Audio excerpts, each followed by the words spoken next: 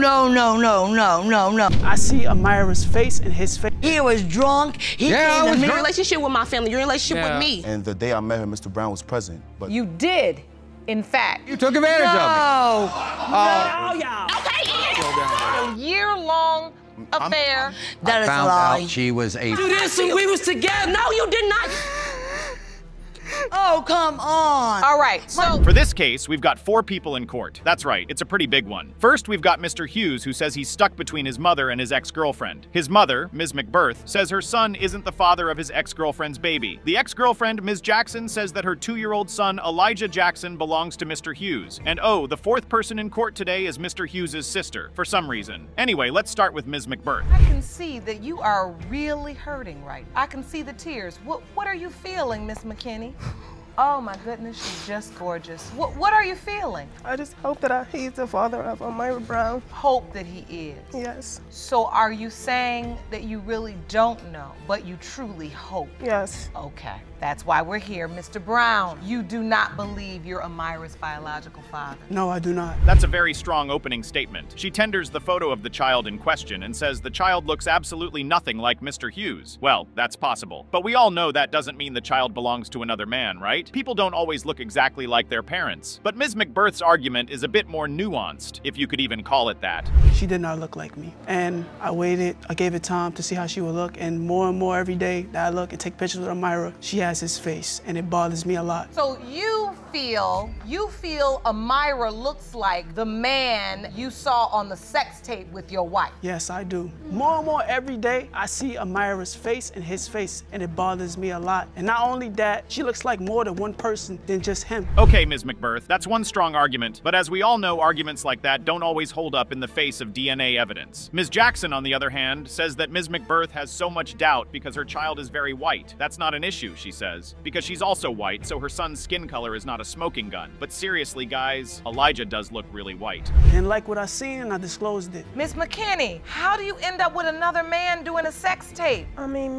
at the time, me and Mr. Brown was off and on. How did you meet the other man? I met him on a dating website. We started talking online, and then I finally met him in person, and he came to my house. So how often were you sexually active with this man? 10 times. And now, Mr. Brown, you believe this man is the father of Amira? Yes, Sean. Whoa, whoa, whoa. So Mr. Hughes has been in a relationship for 10 years? And this was just some affair that he had? That's crazy. And McBirth isn't done talking yet. I think we need to meet that man. Jerome, can you please escort our witness into the courtroom? bring her right up to witness stand.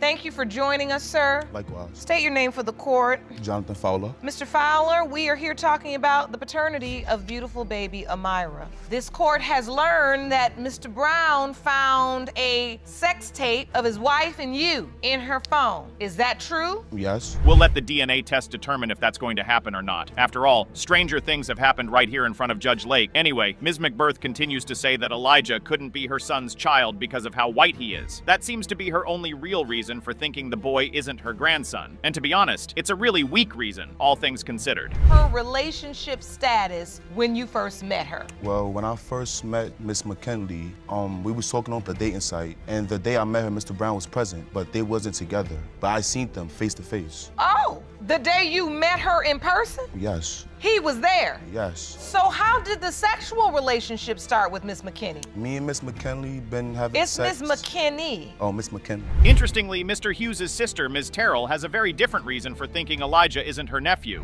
So how did the sexual relationship start with Miss McKinney? Me and Miss McKinley been having sex. It's Miss McKinney. Oh, Miss McKinley. You don't even know her last name? Me and Miss McKinley been having sex the whole 2016. You say you're in a year-long affair. I met Miss McKinley I met her the ending of 2015 going to 2016. So, this is my question. What did she say? Who did she say Mr. Brown was? Ms. Terrell also says that the baby has Ms. Jackson's ex-husband's name, but Ms. Jackson's ex-husband's last name is also Jackson, so I don't see how that's an issue here. Mr. Hughes' name is not on the birth certificate, and that's because Mr. Hughes wasn't there when Elijah was born. By the way, who else finds it weird that Mr. Hughes is not speaking for himself here? He's very watching as three women argue over whether Elijah is his son. That she's pregnant and she's ready to give birth. So who did she say the father was? She didn't tell me I said it was complicated. I believe it was complicated because, like I said, I was back and forth with him and him. That sex back tape and forth. was April 9th, and Amira was born April 9th.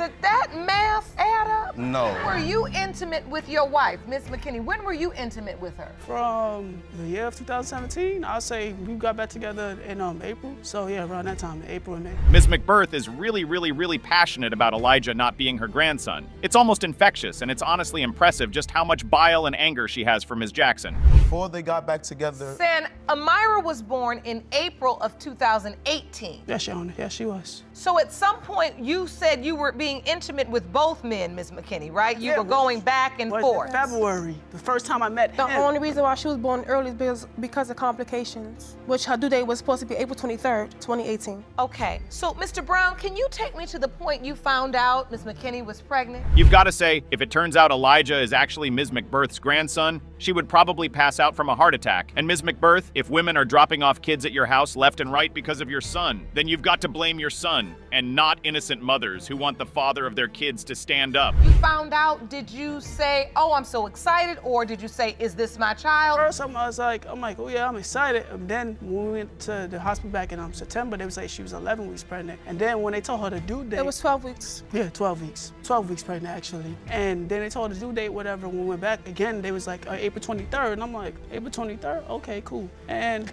the whole pregnancy, when she said it was complicated, I just felt like something wasn't right. Me Hughes thinks there's a chance that this baby is his. That's probably why he said nothing since this case started. We know that both of them were sleeping together without protection, and if there were, it means there's some chance that Elijah belongs to Mr. Hughes. For some reason, Ms. Terrell thinks this is basically impossible. Maybe she's somehow forgotten high school biology. I said no because Amira didn't look like me. That's why I said no. That too.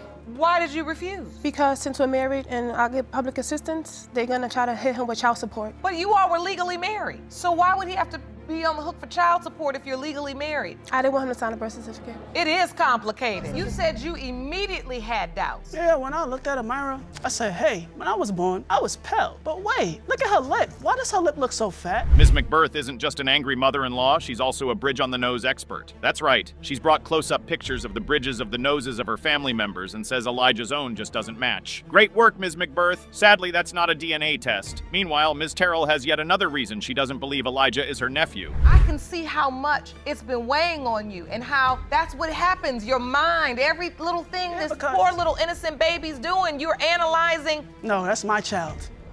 But let me ask you, could you be the father? No. Oh, thank goodness. Okay. So, do you believe you are Amira's father? No, I do not. When's the last time you were intimate with Miss McKinney? 2017 of April. That's a whole year before Amira was born. Right. Mr. Hughes says he's heard Elijah call other men daddy, and one of those men was the last man that Ms. Jackson dated. He also says that Ms. Jackson was with another biracial guy before she was with him. Ms. Jackson says this was 3 months before she met him, and she was 5 weeks pregnant when she found out she was having Elijah. But that doesn't seem to satisfy Ms. McBirth at all. Honestly, I think her main group should be with her son. Done? Why? If you hadn't been with him for an entire year, he's out of the picture. Why tell him you're pregnant? I have no clue.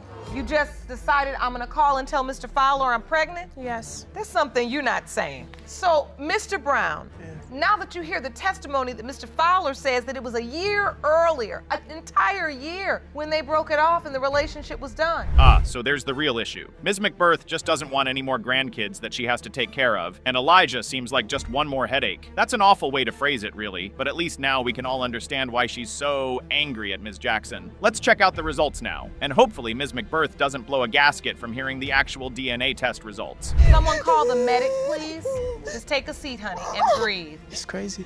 What are you feeling in this moment? I'm actually shocked. Neither one of us is dead. And I'm just like, I need to ask you, do you know who her father is? No. Well, I need to ask this respectfully. How many other possibilities are there? Do you remember? Gotta be honest with yourself at some point. You can't keep bringing children in the world. Mr. Horn here says he might have lived a crazy life as a young man, but he's completely sure that he isn't the father of Ms. Mannion's 29-year-old son, Andrew Haight. Ms. Mannion says she and Mr. Horn had one wild weekend of intercourse, and that encounter created Andrew. She's sure the DNA test today will prove it. Let's listen to Mr. Horn recounting his version of events. She got a phone call from Mr. Haight saying that I might be his father. I got the phone number from my family member, and I called Mr. Haight and kind kind of told him, I was like, you know, you do know how your mom is. I mean, she's like a railroad track. She's been laid all across America. Your Honor, So that is there's a lie. no That way is it can be the father. Okay. Let's try to be respectful, but I get your point. So it was your opinion that Ms. Mannion had been promiscuous. So that's the argument here. Mr. Horn says he can't be sure he's Mr. Hate's father just because Ms. Mannion was kind of like an American rail track. Be his biological father. He is the father because I was in another relationship and a paternity test did come out that the other guy was not the father. And there was only 2 people that I was with during that time. So there were 2 people you were with, and you said you had a DNA test on the other one, and so you feel like it has to be Mr. Horn from this point. Yes. That's Okay, fine. I want to understand how all this started. We were at a party on the weekend at an apartment complex of a buddy of mine's. That might not have said great things about Ms. Mannion's behavior as a young woman, but it's a fairly great argument. If you were with 2 people and one of them got a DNA test that says he's not the father, then the other man is the father. Well, except there's one tiny little hiccup. But before we get to that, let's hear about this encounter that Mr. Horn and Ms. Mannion had. She showed up. I didn't really have a clue who she was. We started chatting. She kept coming on to me. That I is a found lie. out she was a friend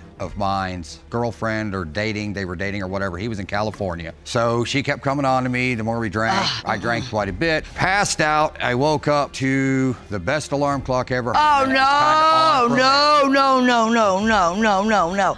I do not yes. do that kind of stuff. Yes, you did. I'm sorry. Ms. Mannion says this never happened. Instead, she says that he was drunk and they got together. Mr. Horn says no, he was drunk and Ms. Mannion took advantage of him. This happened over 29 years ago. And at this point, I'd seriously doubt either Mr. Horn's or Ms. Mannion's ability to reliably recollect anything that happened. Right. And because that's the evening you say you conceived your son. I only slept with Mr. Horn twice. Okay. One that night and one the next day. And then from there, you basically moved on. You guys did not start a relationship. You didn't keep in touch. It was none of that. Not even close. Did you ever hear she was pregnant? I found out that she was pregnant after she had the child. I ran into the dude that she was dating at the time. It's clear Mr. Horn has no respect whatsoever for Ms. Mannion, and that's kind of weird seeing as they never even got into a relationship. Here's the thing. When Ms. Mannion got pregnant, she thought the child belonged to the man that she was with at the time. But then, the man took a DNA test, and the test came back negative. The only hiccup is that Ms. Mannion never saw the DNA test results, so she cannot tender it in court today. I know is he told me. I even called her family after this because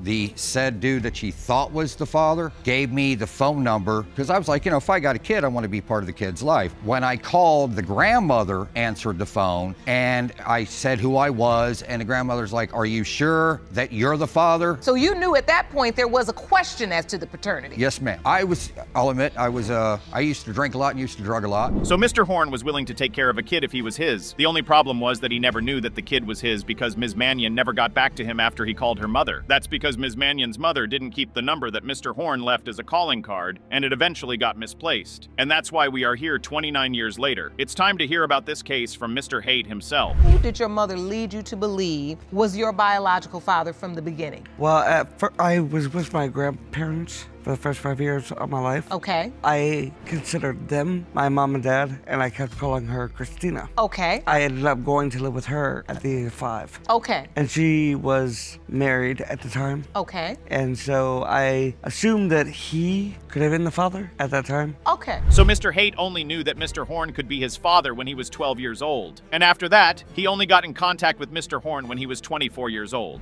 So did you ever think to maybe fill your son in and say, well, there also was another guy? Your Honor, the other guy did sign the birth certificate because he believed also that he was the father. Let me see that, Ron. Here you go, Your Honor. So wait a minute. I'm sorry, Your Honor, my son's last name is my maiden name. Okay, so you gave your son your maiden last name. Yes, I did. The name of the father on the birth certificate, is it the same name? That's a bit harsh, Mr. Horn. The incredible thing is that Ms. Mannion never told her son about the other man who took a DNA test to see if he was the father. Then he thought your husband was his father. Then you told him he was his father. Then in court Then you you said told him there's somebody else. another guy. I'm listening to this story. And at 29 years of age, I think we need to take a little bit more seriously the fact that he still really doesn't know who his biological father is. And as you stand here today, and you so easily write that other guy off because he got tested and he wasn't the father. Now that we know where Ms. Mannion and Mr. Horn are coming from, it's time to get the DNA test results and see whether Ms. Mannion is lying or something else is wrong here. When it comes to 29-year-old Andrew Haight, it has been determined by this court, Mr. Horn, you are his father. I told you. I told you. We got this done, all right? Yeah. How do you feel? I'm very happy. I'm happy for you. You're a 29-year-old young man, and you know what? I see young men come in this courtroom that have never, ever known their father at all. Ms. Greenhouse has summoned Mr. Thompson to court over special circumstances. She says ever since she called off their wedding last month, he's refused to take care of their 7-month-old son, Gay. She says he stopped taking care of Gay because he claims he's not the boy's father. Today, she wants a DNA test to prove that Mr. Thompson is indeed her son's father. Mr. Thompson says it's impossible that he's Gay's father because Ms. Greenhouse confessed that she'd slept with another man around the time he got conceived. To make things even spicier, Mr. Thompson's mom is also in court to testify on behalf of her son. Oh, well, I was gonna marry Gregory. We were dating for 11 years off and on. I have a 4-year-old son by Gregory, and I also have a 7-month-old by Gregory. I called off the wedding because he's insecure and he's disrespectful, and I don't want to marry someone like that. After 11 years, you just figured that out? No, it's like, no, we were together for 11 years off and on, but I had my 4-year-old son, right? I went off to college. Right after I had my 4-year-old son, I got pregnant. We tried to make it work there. Ms. Greenhouse says Mr. Thompson doesn't trust her at all, and she would rather not deal with that sort of energy. Well, great choice, Ms. Thompson, but you should have made it years ago. Of course, Mr. Thompson doesn't agree. Out of 11 years, 8 of them, I was the one trying to keep this together